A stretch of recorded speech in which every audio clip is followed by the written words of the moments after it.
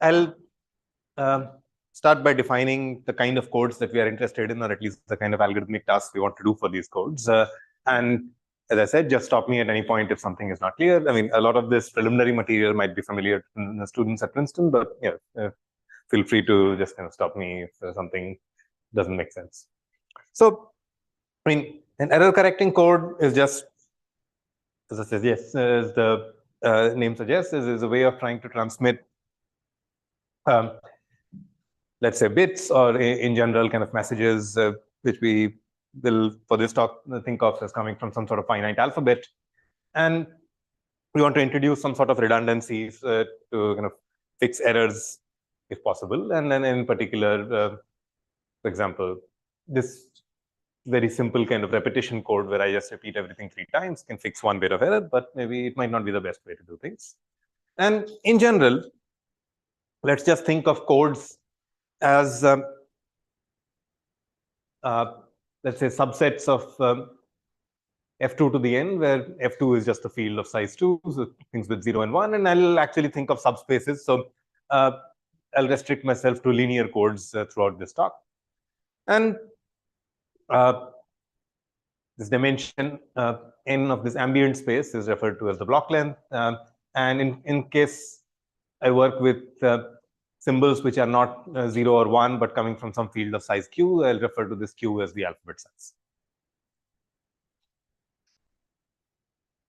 Okay. All right. And the task of decoding is, suppose I transmitted something and there were maybe errors in that. So, and I want to find which is the code word that I actually sent. So let's say these red dots actually denote code words. And suppose there were some errors and you ended up in a ball around one of these code words. And the task of decoding is to find the center of this ball, or sort of, the closest code word. And this is doable. And in fact, the extent to which we can do this is governed by a parameter of the code, which is called the distance, as you might already know.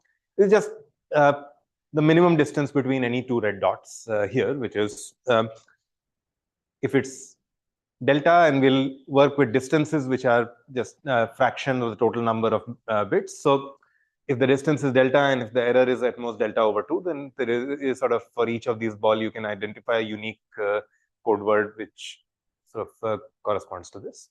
Okay.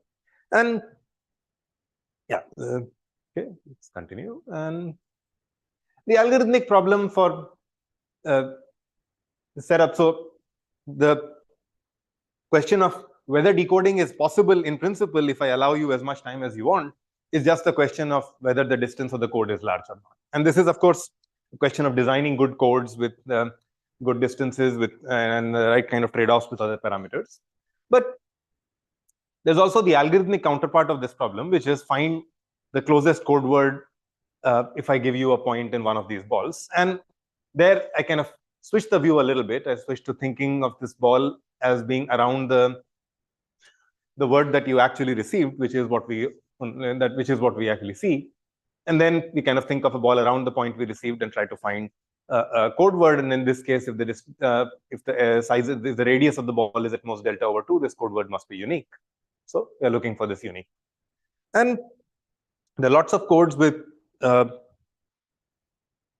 good distance, but the algorithmic part is not always immediate for many codes. And in fact, like a random code will be a great code will have lots of nice properties, but we don't know how to decode these sort of things always. And in this talk, I'll be focused on the algorithmic problem, but actually a slightly different one. So I'll focus on the so-called list decoding problem.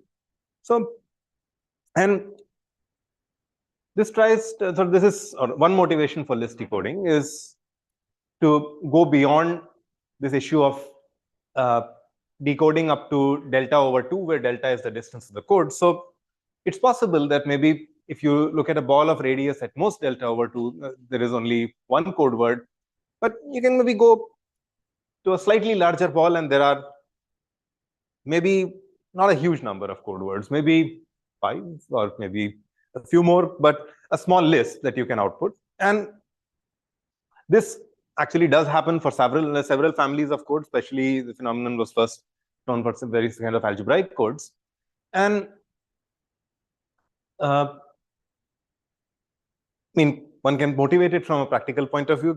Okay, that maybe give me a few code words, but also actually has, sort of translates very naturally to uses of codes in complexity theory and things like PCPs, etc., where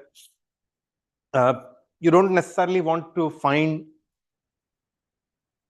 all the code words, but it's okay if you find kind of a good code word within a certain ball with some small probability. You don't have to always find it. And if the size of the ball is small, you can just output one random element and it will work with some reasonable probability. So so list decoding allows you to trade off kind of decoding radius or how far you can go. And this kind of becomes particularly interesting when you think of this row as close to 1, and maybe not for binary codes, but for larger alphabets, where there's a huge difference between something close to 1 versus something which is at most half as a fraction of the number of positions. And like in unique decoding, there's always two parts to this problem. One is, when can we prove that the number of code words in this ball is small? Remember, for unique decoding, it was always true that the number of code words is at most 1. And the algorithmic problem of finding it. And for every code, there is a parameter known as so-called Johnson bound, which depends on the distance or the distance of the code, which at least solves this combinatorial problem. So it's known that for every code, up to this distance or up to a radius which is equal to j of delta, the number of code words in this ball is bounded. And then we'll see exactly what this j of delta looks like, what the proof of this fact is, and so on. But it's something which is strictly bigger than delta over 2. So it gives you a little bit of an advantage, at least a little bit of an advantage over the unique decoding radius. And it's less than delta. So it's somewhere between these two. And we'll focus in this talk on the algorithmic problem of, again, finding these code words. So suppose we have a code, we give you a sort of partially corrupted code word with the radius of corruption is about rho. And the goal is to find all the code words within this ball, assuming this ball is smaller than whatever is the Johnson bound. So the number of code words. Everybody okay with just the definition of the problem? All right. So the kind of codes, as I said, I'll work with things based on expanders. So let me just remind you of the definition of an expander, and or more importantly, just kind of set up the notation that I'll be using. So I'll restrict myself to looking at, let's say, bipartite expanders which are d-regular on both left and right, which means that the number of vertices on left and right are equal. So let's say we have n vertices, degree d, and we'll think of this degree as a constant, the number of vertices as growing. And we're going to say that this graph is an expander, or a lambda expander in particular, if the second largest singular value of this bi-adjacency matrix, which is what I learned on Wikipedia, this is called. But if you think of just the bipartite adjacency matrix with rows indexed by the left side vertices, columns indexed by the right side vertices, and just zeros or ones if there are edges. And because this is no longer a symmetric matrix, it's kind of half of the adjacency matrix of this graph, we're going to look at the second largest singular value. The largest singular value is still 1, it's easy to check. And the second largest singular value, if it's at most lambda, we'll call this a lambda expander. Okay. So this is maybe slight variation of the notion of expander you might have seen, where you just look at the adjacency matrix. You can create these expanders by just working with your favorite expander and just creating two copies of the vertex set, or what's called a double cover of the graph. So it's not too difficult to kind of construct or find these expanders if you know how to find the usual expander graphs. Okay. Okay. And there is kind of a long history of various codes based on expander graphs. This is just a very abbreviated version. Let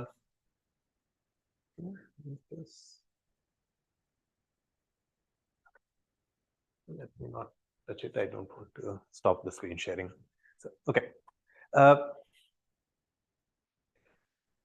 And so graph-based codes, or sort of, kind of date back to Gallagher from the 60s, which introduce, and in particular, I'll be interested in, I should say, what are called LDPC codes, and I'll explain what that means in a minute. But the LDPC is just low density parity check codes, or so that we test membership in a code by small checks, each of which depends only on few bits or few positions in the code, and then we'll see this more formally.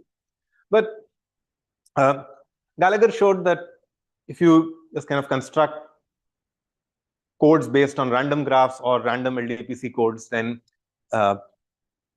they actually have good parameters. And then Tanner analyzed codes which were based on the size of the smallest cycle in a graph, which we can show is kind of reasonably large for random graphs.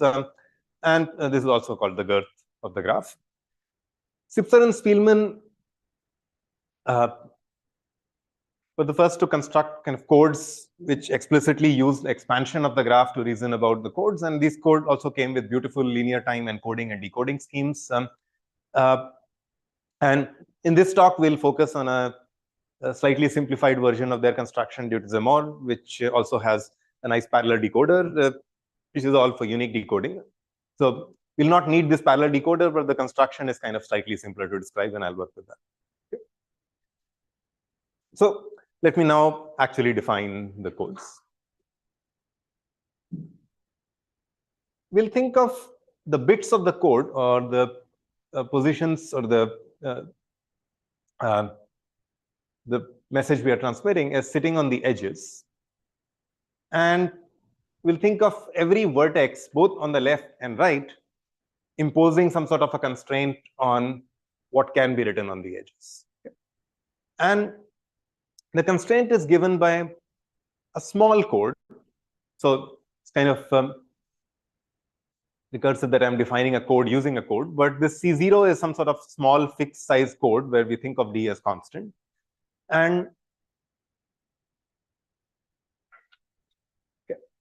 And all we need is that when every vertex looks at all the bits kind of written on all the edges incident on this vertex, they belong to this small code. We'll just fix one code C0, which will be tested by every vertex on the left and right. And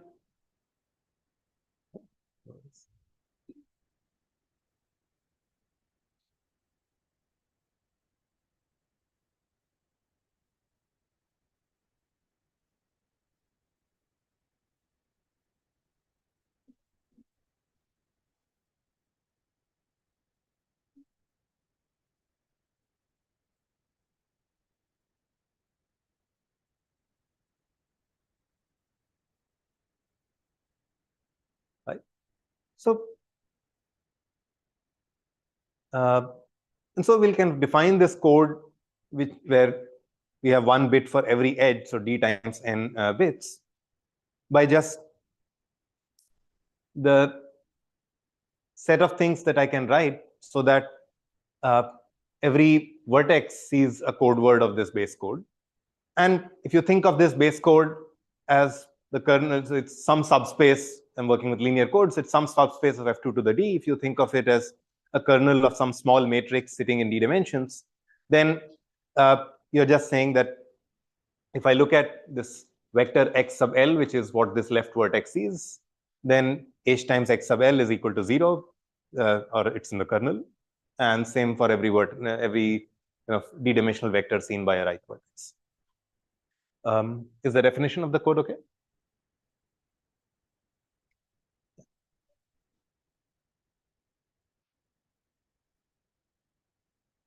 Yes. So LDPC, I mean,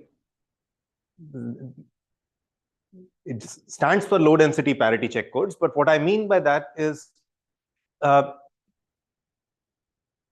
can test membership in the code, or the code is actually given by so-called parity checks, which is nothing but the sum of small number of bits in the code and a constraint on that. So I mean, one way of saying that, I can write this entire code as the kernel of some possibly large matrix, such that, let's say, every row in that matrix is sparse. Parity check matrix is a sparse matrix. And so here, the parity check matrix kind of just comprises of copies of rows of this matrix, one for every left vertex and one for every right vertex, appropriately shifted so that the entries are on the edges. So the parity check matrix, at least according to this formulation, will have 2n times whatever is the number of rows in H, and the number of entries in every row will be exactly, or at most D, because every parity check is on at most D bits, which is one neighborhood. So the parity check matrix is. Other questions? I haven't told you what is the dimension, or sort of what is the dimension of this subspace C0, and it's not entirely clear whether these constraints, if I impose them, this subspace is even non-empty. So there's some things to be figured out, and there is a setting of parameters. Basically, as long as the constraint is not too restrictive, or the dimension you get at each point is at least, or the kernel has dimension at least D over 2, you can do some counting arguments to sort of say that this code is non-empty, but we'll not worry about the setting of those parameters. But yeah, I just want to point out there's something I haven't told you about it. And I mean, this construction is very simple, classical, known for a long time, and variants of this construction also have lots of other applications and have been used in a lot of settings. So in particular, you can do the sort of same thing for subspaces over reals, and these are used to create what are called codes over reals, which are basically so we think of a code where every 2 points are far from each other, and in particular, if you think of a subspace, then every point is far from 0 or has lots of entries. So every vector has lots of non-zero entries. And in over reals, you kind of think of creating vectors where every vector has kind of the mass spread out quite a lot, or in particular, Cauchy-Schwarz, if you think of these on these vectors, it's almost tight. So L2 and L1 norms are within sort of close to a root n factor. And there's also been used in sort of like maybe souped up versions of this kind of Spitzer-Spielmann codes, also been used in several recent constructions to construct locally testable codes or quantum codes, etc. So the same construction has quite a bit of flexibility, and then the ideas have far-reaching consequences. And we'll be interested in the question of decoding these codes. So in terms of what was known about decoding algorithms for these codes, as I said, the Spitzer-Spielmann construction and also Zamor's construction already came with beautiful, very elegant decoding algorithms which worked in linear time for unique decoding of these codes. So if the amount of corruption is at most delta over 2, there are very nice algorithms to find it. There are also kind of a fairly rich literature on decoding these codes via linear programs, and again, sort of message passing algorithms, and which I'm just mentioning one of the papers. There's lots and lots of them. But as far as I know, there was no list decoding algorithms known for these kind of expander codes. And I mean, okay, I have to say, these decodings were known in kind of a more restrictive setting known as erasures. So where I transmit some code word to you, and you know errors happen and the locations in which the errors happen. So let's say you receive the code and just the 3rd, 5th, and 19th symbol were deleted. So you know that these are the positions where errors happen. And for any linear code, if I tell you what are the locations of the errors, then kind of unique decoding or just filling in these positions is just a matter of Gaussian elimination, because you have to just find. You okay?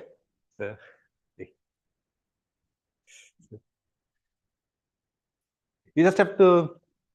You okay?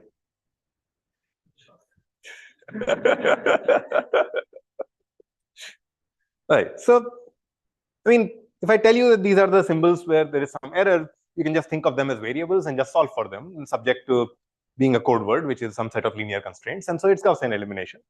The important part about these algorithms is that they could do this in linear time and not the usual running time for Gaussian elimination. So, but list decoding, and in this case, it's also clear that the list itself will be a subspace because the set of solutions to Gaussian elimination form a subspace if there is more than one.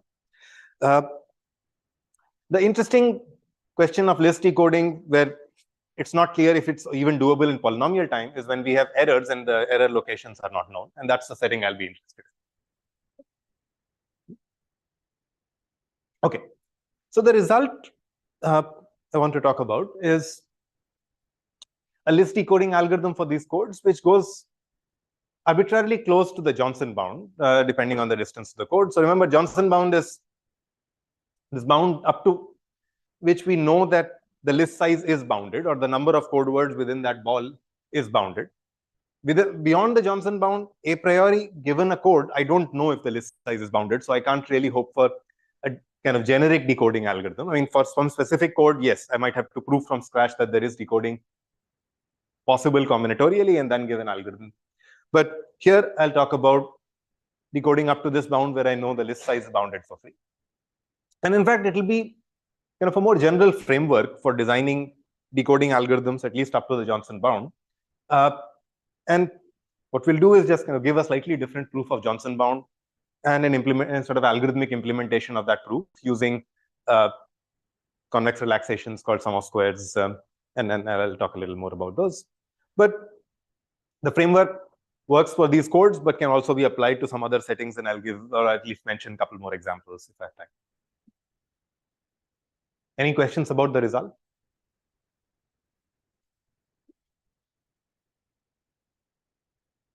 All right. So let me first tell you what the Johnson bound is, and then we'll do a different proof of this. And if everybody remembers this proof after the talk, I'm very happy. So everything else you can just kind of construct for yourself once you know the proof. Okay. So just what is the Johnson bound? It's some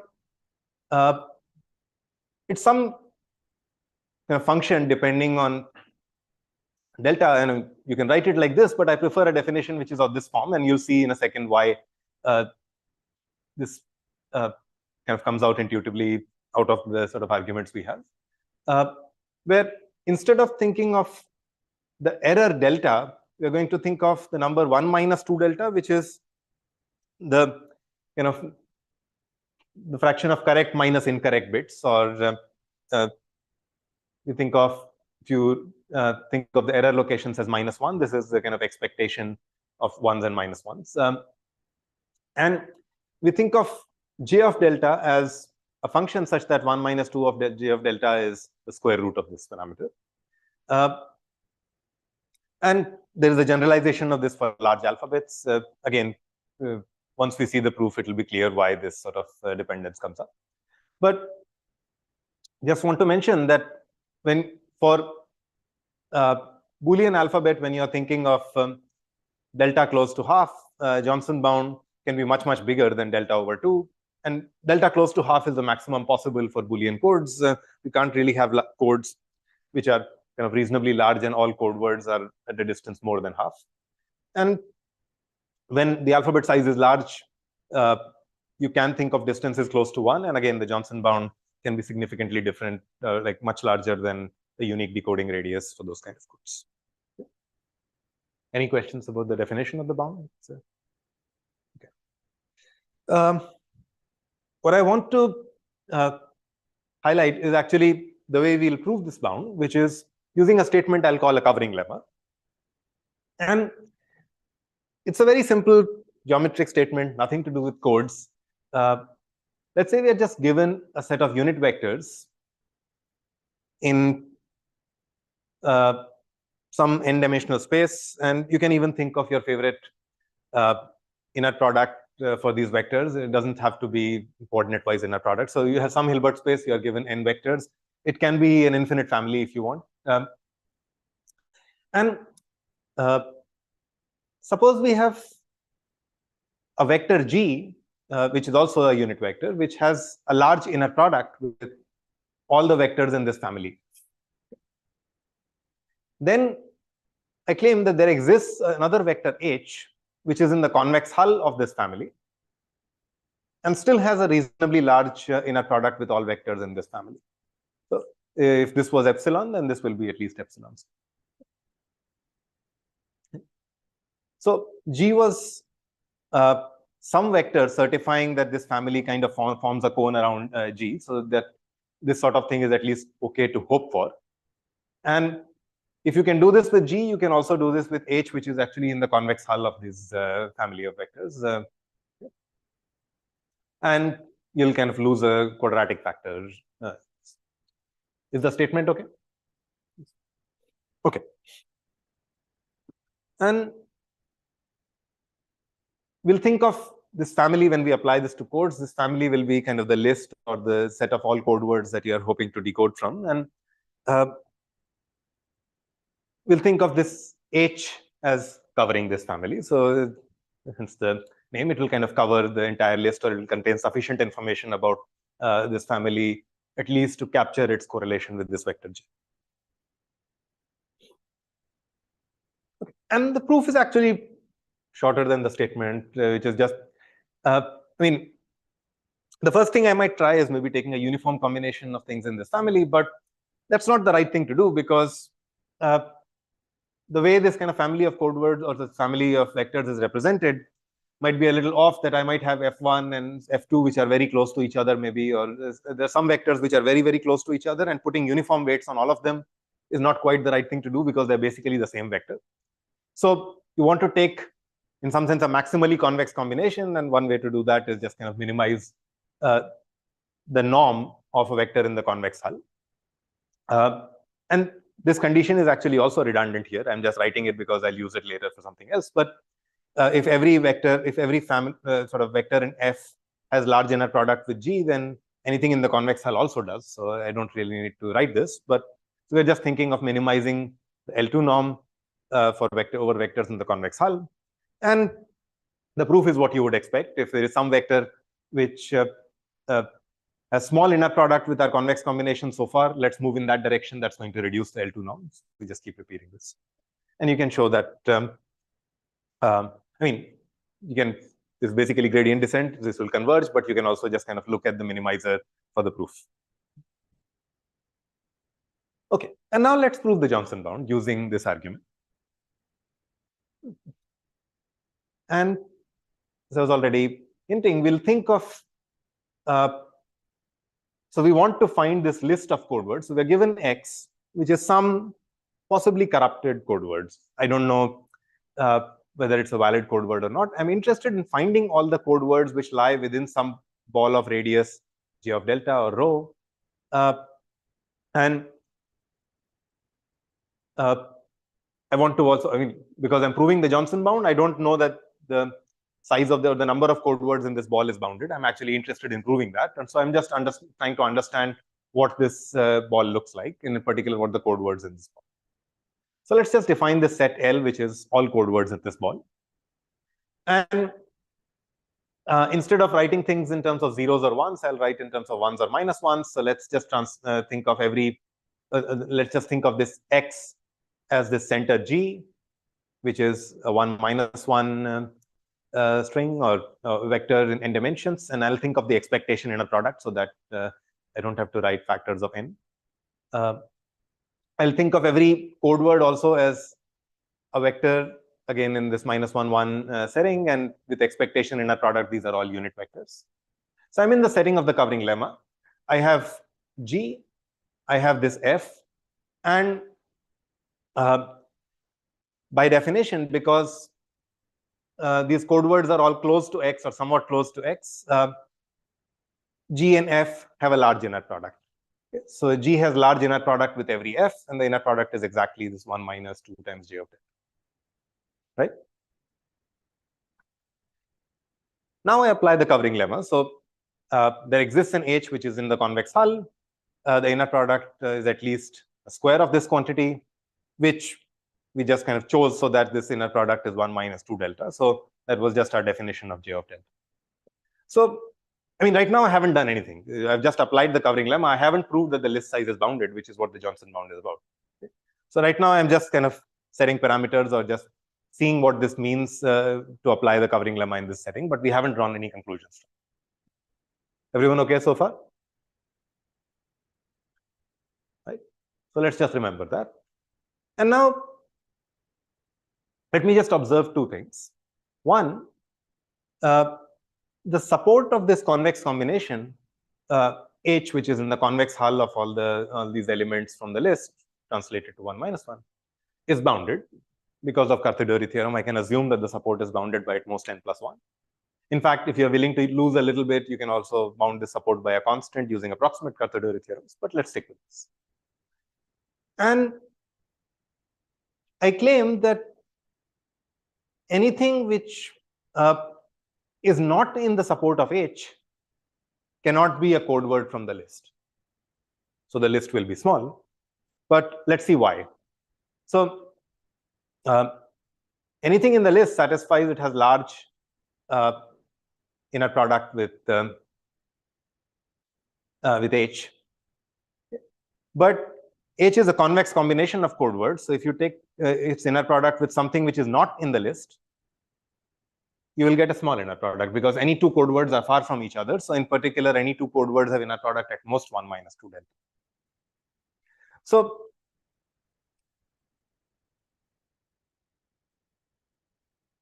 all the list elements have large inner product, and anything not in the support has small inner product, because if f sub z is not in the support, its inner product is small with every fi in the support. So the list has to be in the support. And the support is small, so the list is small. Okay, this is a slightly more indirect proof, maybe of the Johnson bound, but it has the nice feature of being easily converted into an algorithm. And all we needed were actually just a couple of things. First, note that I can relax what H is supposed to be. It doesn't even have to be in the convex hull of the list elements. It can be in the convex hull of the entire code, and that's still fine. Because all I needed was that H can be written as a convex combination of code words, and the distance between any two code words is small. That's all I really needed. And then f sub z was any arbitrary element of the list. If it was not equal to one of the support elements, then this whole thing was small. So H can be in the convex hull of the code. And all I need is the fact that any two code words are far apart for the whole bound to work. I mean, which is not surprising. Johnson bound depends only on the distance. But the way I can use it is to actually not work with the code itself, because the convex hull of the code is still a complicated object, but maybe some even larger set, which is going to be a relaxation for this convex hull of the code. And as long as this relaxation satisfies the property that any two code words, which we might need to figure out how to define properly if we are working with something which is larger than the code. But as long as you have some statement which captures things like the distance, that either a list element is in whatever we mean by support in this larger convex set, or has small inner product, that's all we will need for this proof to work. And this will be actually a way of, so if we can say some analog of this statement, then we can just kind of go over the support of whatever this relaxed object H tilde is and find our list. So far, I haven't used anything about the code at hand, which I will in a minute, but I just want to emphasize that if we find an appropriate relaxation which allows for this statement, then we still have an algorithm. And that's what we'll do. So the relaxation we'll use is something called sum of squares. And maybe people are already familiar with it, but let me just remind you, or at least, again, set up notation that I'll use. We are trying to think of the convex hull of all the code words. Convex hull is the same as saying distributions over all code words. And again, a distribution is nothing but a random variable, a vector valued random variable, which takes a value as one of the code words. And when I say code words, I'm really thinking of the 1 minus 1 analogs of these code words. So these are actually vectors in real space. And this relaxation, instead of working with this, specifying this random variable completely, only specifies some low degree moments of it. So if you specify all degree moments of this random variable for every pairs of every pair of coordinates or every tuple of coordinates, then you will get a complete description of this random variable, but we'll actually work with only low degree moments, which we can optimize over. And so we will not really have a random variable, which we'll have a collection of numbers which are supposed to be low degree moments. And then we'll prove what properties we can using it. Okay, so either you can solve, or either I can always say list of numbers corresponding to low degree moments linearly extended to polynomials, etc., satisfying some conditions. So I'll mention what these conditions are. But then I won't have enough time to say anything else. So I'll just call this a pseudo expectation. And the properties we'll want are just what you would naturally do if you had kind of expectations of these low degree terms, which is if you take linear combinations of them, expectation is a linear operator. So you should still get an expectation of a polynomial. So, and if these were actually moments of some random variable or coming from some true distribution, then they would have the property that the expectation of a square of a polynomial will be non-negative. But we don't quite know whether we have a distribution. We just have a list of numbers which are supposedly from some distribution. This is a condition which will turn out that we can check using semi-definite programs. So we'll impose this condition and we'll call this list of numbers a pseudo expectation. Okay. So just a reminder, these are things what we will call pseudo expectations. We'll just think of it as a linear operator, again mapping polynomials to real numbers, satisfying linearity.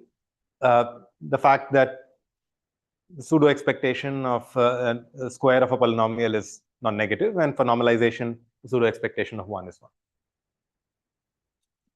And I mean, yeah, you can impose some additional constraints, and we actually do that. Okay, maybe the pseudo expectation of some specific polynomials which are problem dependent is set to 0, but I'll not worry about that. And if such a map exists for the degree T polynomials, I'll call it a level T pseudo expectation or a solution to a level T SOS relaxation. And I'll reason about it, you basically using these inequalities. Any questions? Okay.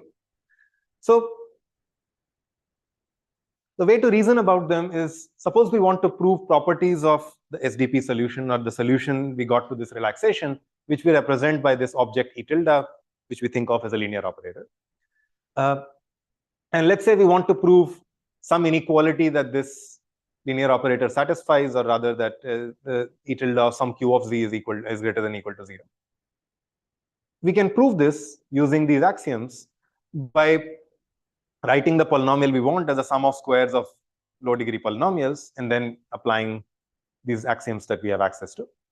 And the usual the way the argument proceeds is you find the appropriate Q to show whatever properties you want of the solution to your relaxation. In particular, we already saw some properties that we would like, which is things about distance of a code. And this is part of a more general paradigm.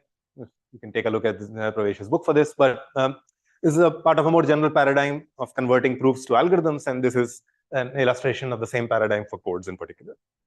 So let's go to the inequality that we actually do want to prove. Recall, we wanted to say any element of the list is either kind of close to a convex combination or not, and we kind of deduced it from this inequality, which was just the distance of two codes, that two code words are either the same, so their distance is 0, or they are far from each other. Okay, and in this inner product world, I just want to say that the inner product is either 1 or it's at most 1 minus 2 delta when I write these as 1 minus 1 vectors. And I can think of this in particular as a quadratic inequality. So this product is greater than or equal to 0.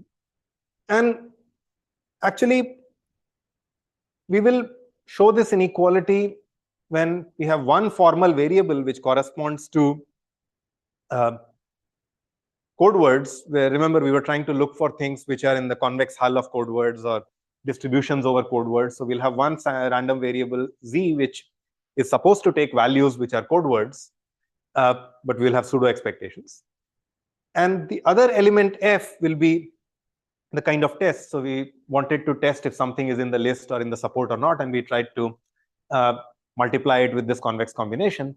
So this other element f will be some arbitrary code word. So we would like to say that our pseudo expectation satisfies this inequality with the variable z for any arbitrary code word f.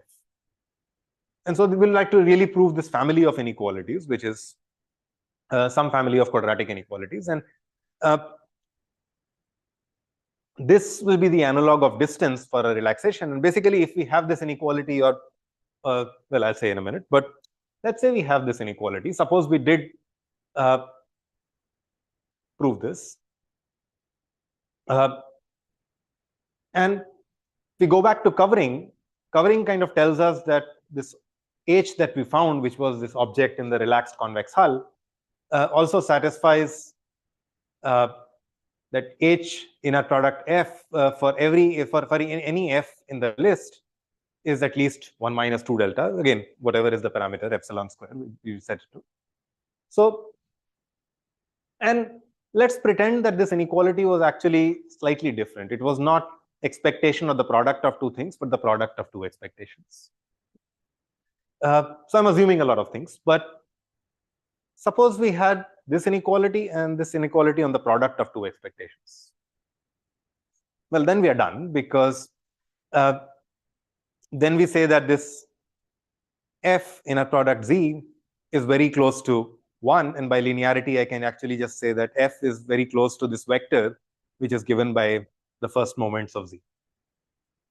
And then I can apply, in this case it's exactly equal, so f1 has to be equal to e tilde of z1 and so on. So I found this code word in the list, but which code word in the list? This can't possibly be true for all code words in the list. And so, the assumptions I'm making here are too strong, but you can almost get this. What we will get is this inequality is approximately true. This expectation of product is close to product of expectations. And so we'll get that f is approximately or sort of very close to this vector of numbers e tilde of z1. And to get this inequality, we'll actually have to take the solution to our relaxation and sort of modify it a little bit, so-called kind of conditioning on the values of few randomly chosen variables. So we'll kind of set the values of few randomly chosen variables and then kind of modify the pseudo expectation appropriately. But the formal argument would be that for every code word in the list, there is some probability over this conditioning that you will get this and you will be able to find this code word in the list. So when you try all conditionings, you'll find all code words in the list, as long as we can prove this inequality, which is the distance of the code. So all it comes down to, can we prove this inequality? And there's only one way to prove things, write them as sums of squares. So can we write this kind of inequality for our given code as a sum of squares, which is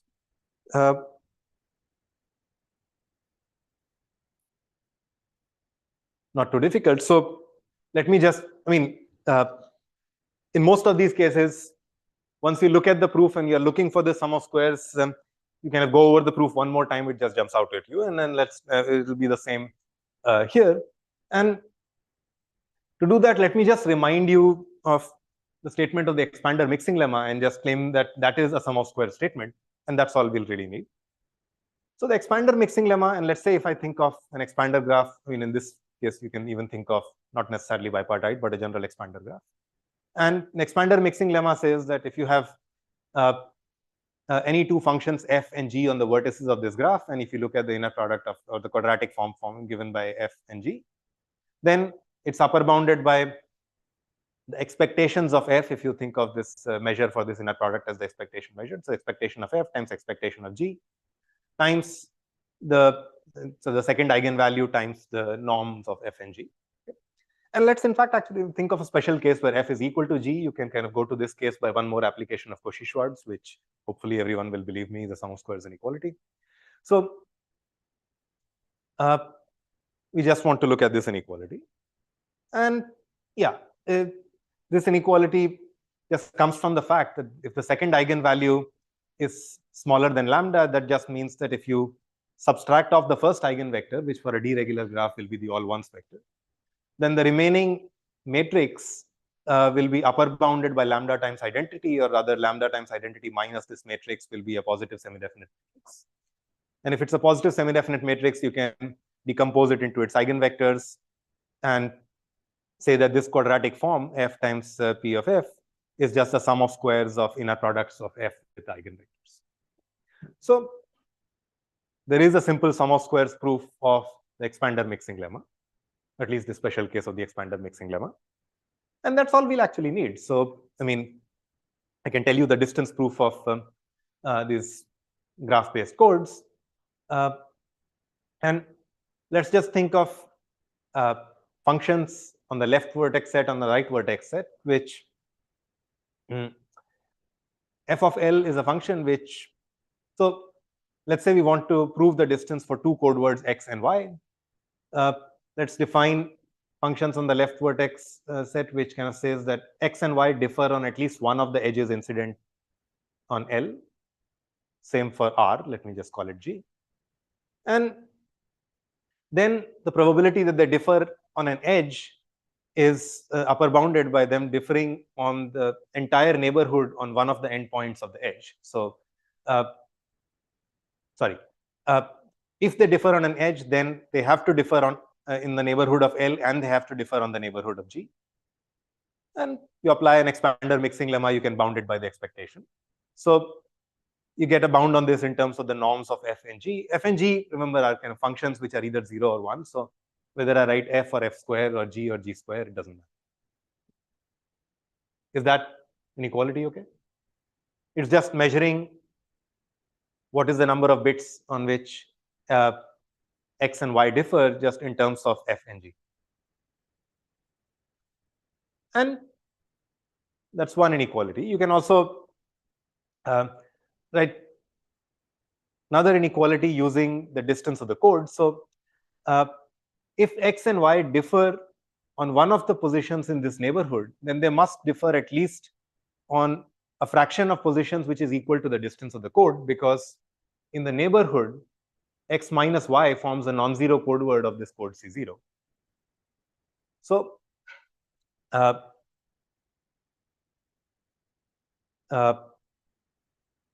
if they differ at all, then the difference must be whatever is the distance of this code times the number of neighborhoods in which they differ. The same is true for G, so you can see the same for the right side. And you can take a geometric mean of these two inequalities to get, again, a bound in terms of the expectation of f and expectation of g, which is what appeared in the first inequality. Once you compare these two inequalities, you'll get that this quantity, the number of edges on which x and y differ, should be large, which was what we call distance. So the distance of proof, I mean, only things it used was the expander mixing lemma, which I already claimed is the sum of squares inequality, and really the AMGM inequality, which again is the sum of squares inequality. And that's it. So if you have a proof of distance which can be written as the sum of squares of polynomials, then the rest of the scheme kind of works, and you can get a decoding algorithm not just for f2 but for all alphabets up to the Johnson bound. There are also extensions of this. So there are certain distance amplification procedures which kind of start with some reasonable code and kind of optimize, amplify the distance parameters to near optimal.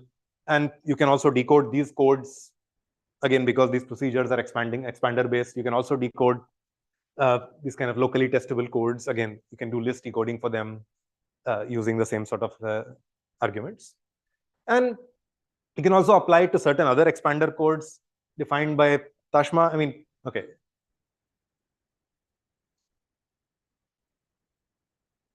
So the degree of the program right now is 2 to the degree of the graph. So it's constant, but it's a very bad constant. Sorry? It does. I mean, because of the Ramanujan bound. So the spectral bound is at most or sort of is at least 1 over the square root of the degree of the graph. So it will grow with the degree of the graph, right?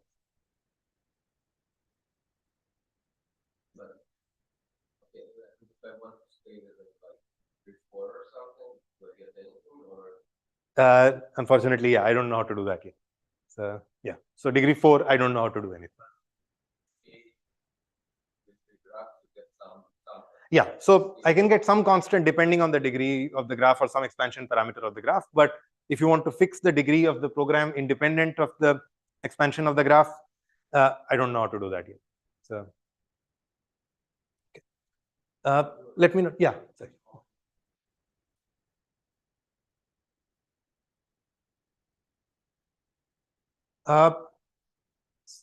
C0 is an object in d-dimensional space. So yeah, the proof of distance for C0 I can actually write in degree d, but yeah, I need that right now. So I mean, right now the degree of the SOS relaxation is 2 to the d. That's just because of this correlation reduction or this kind of conditioning argument. It could be d at least based on the argument I stretched. And actually, yeah, let me just skip over this. And let me mention possible extensions. Actually, as you asked, in some sense, the right degree should be 1. Or there should be an algorithm which is, or at least at most 1 plus little o of 1. So there should be a kind of near linear time algorithm. And this was the case for some previous codes where we had decoding algorithms based on SOS. But once we understood the kind of spectral arguments that were going on, it was possible to get near linear time algorithms. It's actually a great problem to do it for these kind of codes now that we have some proof of concept that at least this decoding is possible. Another interesting direction is to actually try to do the same sort of list decoding for these kind of quantum codes, which I mentioned use similar ideas. But the interesting part in quantum codes is the notion of distance and the notion of list decoding is slightly different. And there are actually some barriers or there are some lower bounds for sum of squares, which also come from the fact that the notion of distance is quantum codes is different. So there are some explicit constructions of SOS lower bound, which I guess Max talked about at IAS a couple of weeks ago. So, but you can do some sort of decoding, and it is possible to actually decode quantum codes which go through this kind of quantum analog of this distance amplification procedure I mentioned. So there are some list decodable quantum codes you can get out of this. And maybe you can even go beyond the Johnson bound. So, I mean, the Johnson bound just came out of the sort of epsilon versus epsilon square trade-off in our covering lemma. If you know more about your code family, maybe you can, like the covering lemma I proved was completely oblivious to the fact that we were using codes or it had some structure or so on. It was just for unit vectors. In that setting, it's optimal, but if you know more about the structure of your code words, maybe you can hope for an improved covering lemma, and that's at least one way to go beyond Johnson bound. I'll stop here. Let's take questions.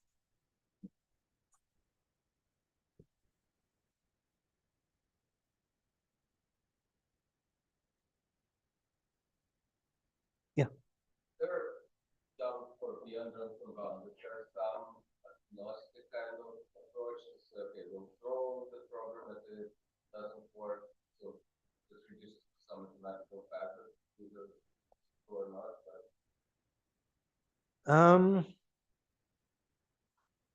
or do you need more structure? Do you need first? Is there kind of, do you know the algorithm but you don't know the proof, or is there something? No, so I don't know of a black box algorithm. I guess, yeah, no, I don't know of a proof or of an algorithm which is independent of the code structure, which I can just throw at things. I mean, I can give a longer answer offline, but yeah, at least the short answer is I don't know of an agnostic approach.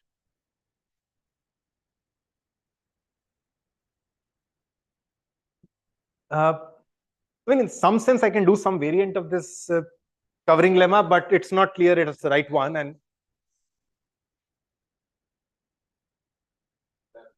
Lots of interesting facts. Just an algorithm that says write all the two facts, so then finger crossed, and something like this. It's working to be a speed setting. Yeah, no. So, I mean, in principle, I can do something similar with, let's say, if you have an improved construction of an expander code, which you know is going to work.